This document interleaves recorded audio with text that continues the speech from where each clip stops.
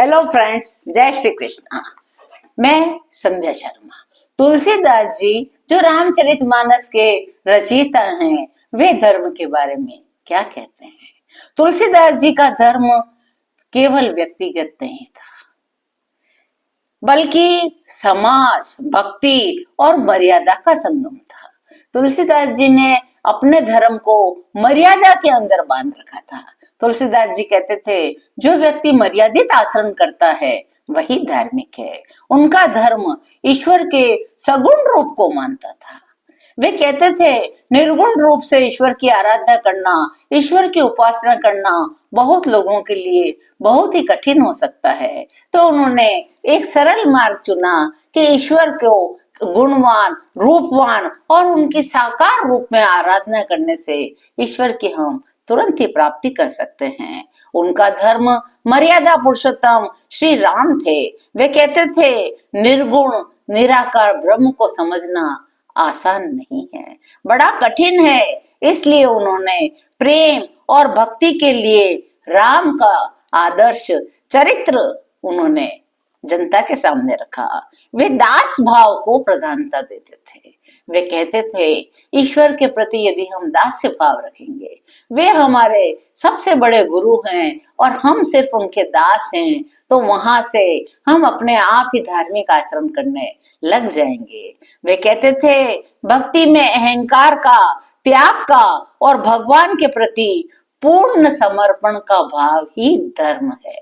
धर्म को वे इस तरह परिभाषित करते थे। वे कहते थे कि धर्म मर्यादा पर आधारित होता है, यानी प्रत्येक व्यक्ति अपने जीवन में एक आदर्श आचरण करे। वो सीख जो मर्यादा पुरुषोत्तम के चरित्र से मिलती है उसे बनाए रखे, वही व्यक्ति धार्मिक कहलाता है। प्रत्येक व्यक्ति को आदर्श पुत्र होना होगा, प्रत्येक व्यक्ति को आदर्श भाई, आदर्श पति, आदर्श राजा यही होना होगा। इसी तरह स्त्रियों के मामले में भी आदर्श पुत्री, आदर्श पत्नी, आदर्श महिला होना होगा। अपने जीवन में एक आदर्श आचरण को व्यक्ति को बनाए रखना पड़ेगा।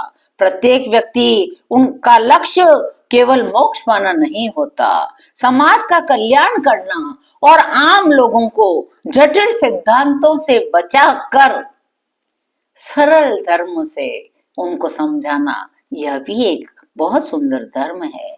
केवल भक्ति ही नहीं, व्यक्ति का विवेक पूर्ण ज्ञान, कर्तव्य कर्म, ये भी आवश्यक धार्मिक कार्यों में आते हैं।